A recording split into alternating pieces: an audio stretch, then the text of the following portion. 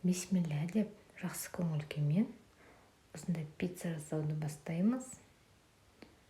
Дәл осылай жасап көріңіздер, керемет болып шығады. Ең алдымен жылы су аламыз. Оған аштығымызды және қантымызды саламыз. Қант аштығының көтерілуіне жақсы көмектеседі. Одан кейін сұйық май. Ұнымызды аздап саламыз.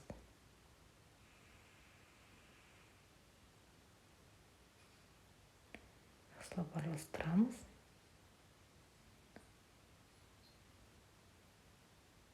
Сосын ең соңынан тұзды қосуымыз. Ұмытып кетпеңіздер. Сосын тағы да қалған ұнымызды салып, осылай қамыр илейміз. Жылы жерге қойып қоямыз. Негізі үстелдің үстінде де қалдырса болады. Салмасына шұжық, саңырауқұлақ алдым. Бәрін ұсақтап турап, және кетчуп, майонез болды.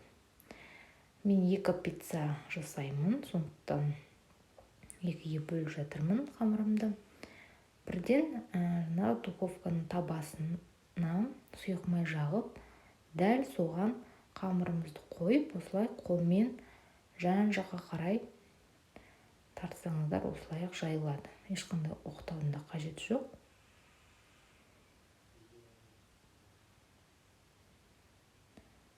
Болды, енді кетчупқа майонезімізді қосып, соусын дайындаймыз.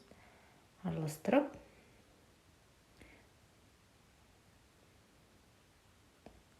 қамырымызға жап шығамыз. Барлық жеріне жететіндей етіп.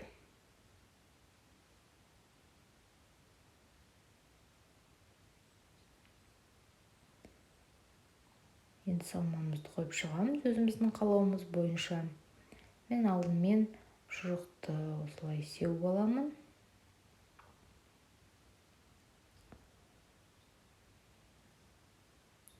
Және одан кейін саңырауқұлақтарды да арасына қойып шығамын. Негізі кез келген салманы алсаңыздар болады, өздеріңіз қалауларыңыз бойынша. Ол маңызды емес.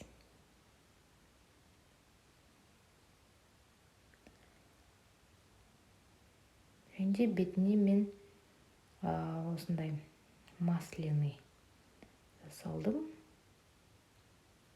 Негізі әдемілік үшін салғам, бірақ дәмі де керемет болып шығады екен. Болды, енді духовкаға 200 градусқа салып қоямыз. Сырымызды теркадан өткізіп дайындап қоямыз. Әбден дайын болғанда бетіне сеуіп, тағы да 1-2 минут ұстаймыз. Болды, дайын. Керемет пиццамыз. Менің каналыма жазылуды ұмытпаңыздар. Ас болсын.